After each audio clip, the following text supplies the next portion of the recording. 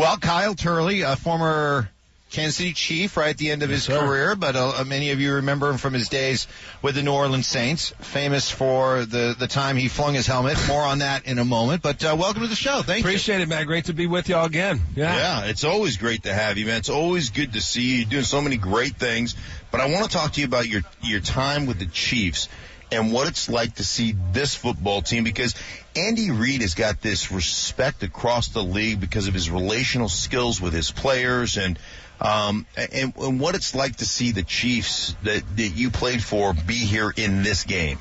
It's awesome, man, and they deserve it more than anything. You know, the things that they've done in this postseason to get here have been unbelievably impressive. And from their lines to all their skill positions and on their defense, they're ready for this.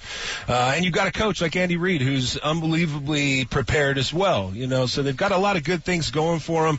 You know, and Patrick Mahomes, just a special kid, unbelievable talent. And I didn't think that, and I didn't even want him to be playing football right now, for him to be in the Super Bowl, because I know what that's like to dislocate your knee and have to look at that injury. And I've had that surgery, and you know, it's awesome to see these guys fight to where they've got, and that I think is going to be what helps them win this Super Bowl. Kyle Turley with us. We talk offensive line all the time, especially with the Broncos. They've been struggling to put an offensive line together. Mark here says it's getting harder and harder to find good offensive linemen. Do you agree with that? I think so, unfortunately, man. I see it out there myself. And, it's a product, I think, of the game. It's this evolution of them kind of continuing to put constraints on how to really play this game. And that was the way we learned it, was to play through the whistle and not, the echo of the whistle as we were coached by certain guys. You know, you play through it literally to the last echo of that whistle, and you can't do that anymore. And a lot of rules changed. I was privy to the late 90s game. And then, as it started to fade and these new rules being implemented, it constrains these kids a lot, and the mentality of it has changed because, as well, I think these kids are just too much, into this single phase mode of looking at this game in this certain, light, to where it detracts away from what it was for us, and that it was literally just to make it. To make it. How important was it for you that, as a player, you got to actually practice? You got to actually put on pads. You got to actually work on your skill. Because I tell people this all the time. The most skilled position in football is offensive line. Because when you think about it, athletically, every time you line up as an athlete, the athlete across from you is a better athlete than you. Same size, same strength, better athletically, gifted athletically. And it's the only position in probably sports where you're outmatched as an athlete. The receivers match up to corners, they're like athletes. The safeties to tight ends like athletes.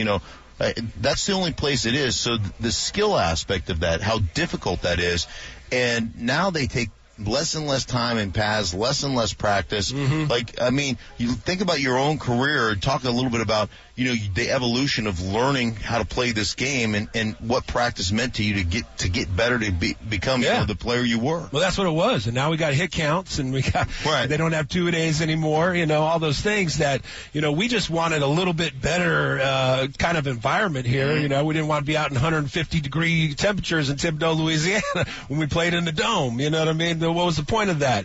We didn't mind going through all these hardships, whereas now, because of the efforts, and I guess the league turning its attention towards liability instead of football, with being reactive instead of proactive on really getting guys information on how to deal with injury and heal and all that, they've just started chopping this game up to where we see it today. But to that, message, that's also the thing. I tried to break that mold myself, showing up to the combine and saying, well, I'm here as an offensive lineman, but if you need me to play linebacker, I can. Yeah. Right. And not just a defensive end. I'm running in the fours. I'm hitting all the marks on my verticals. I'm showcasing as an athlete why I deserve to be a first-round draft pick. And I think too many kids today are just complacent with just making it. Our mentality was to make it and be the best we could possibly be. I think that's where the disconnect is. But you look at this Super Bowl, and that's not what that's speaking to. You look at the Super Bowl, and you see these lines ready to play, and they're very technically sound. A lot of these guys are unbelievable technicians. It's a new game. These guys are more, I guess, athletic, if you will. And that's, in certain cases, just because they've allowed themselves to be in that mindset that you got to constantly break of that this is the slow, fat guy position. Right. Yeah. Visit with Kyle Turley. You're quite the accomplished musician. You've opened for Leonard Skinner, Eric Church, Kansas, among others. Yeah. You got a song called Flying Helmets. George Jones. Love that one, Flying Helmets. How does the thrill of singing and performing compare with playing? It was awesome. Game. It was awesome. Being on stage, opening up for Leonard Skinner in an arena show, that was crazy. Opened up for Eric Church in a big outdoor show in North Carolina, was awesome.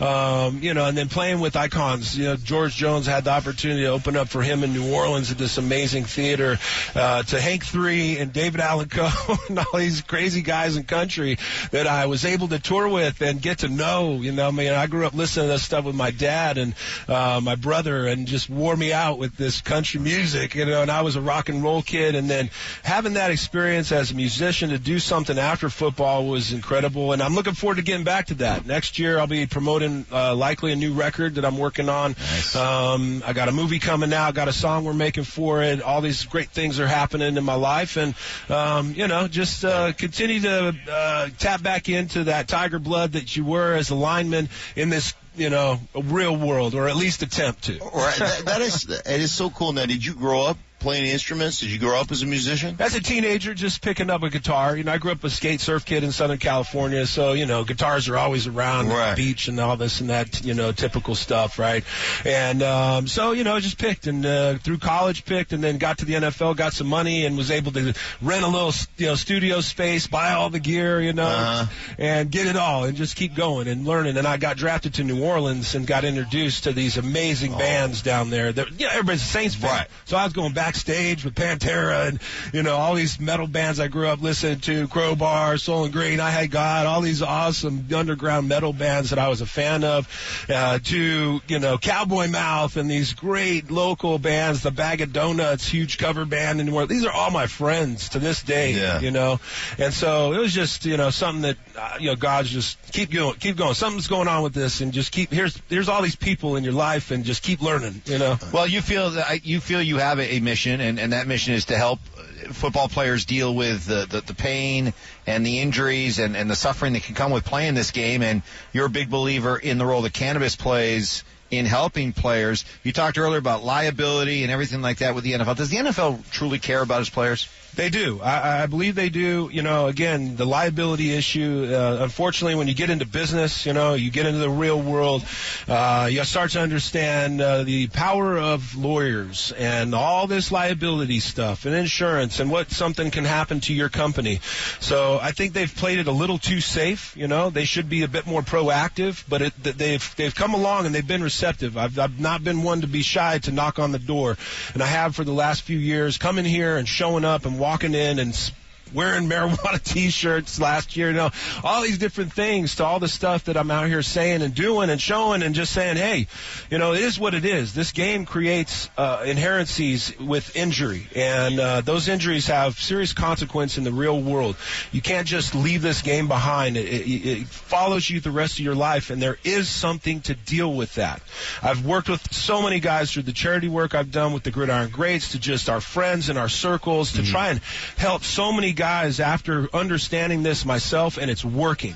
And that's why you see this conversation where it is today. NCAA last year increasing its THC allowance, not pulling scholarships from kids anymore, and the NFL now talking about marijuana for the first time. Yeah, and it's great. And you know what? You're 100% right. There's so many benefits to the cannabinoids and what you're doing, and we really appreciate all your work. Where can people find your stuff and what's going on there? Yeah, you can go to my website, neuroxpf.com, NEUROXPF, Extreme Performance Fuel.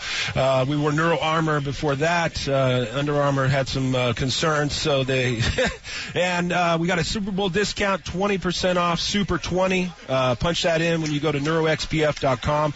And then I got my first cannabis retail, full THC. We're going to get into that conversation because because it's not stopping just at CBD. This is about this plant, why it speaks to our bodies, and I got my own retail opening up, ironically, in my hometown of Moreno Valley, California, with a great group, Shango. You can go to their website, goshango.com.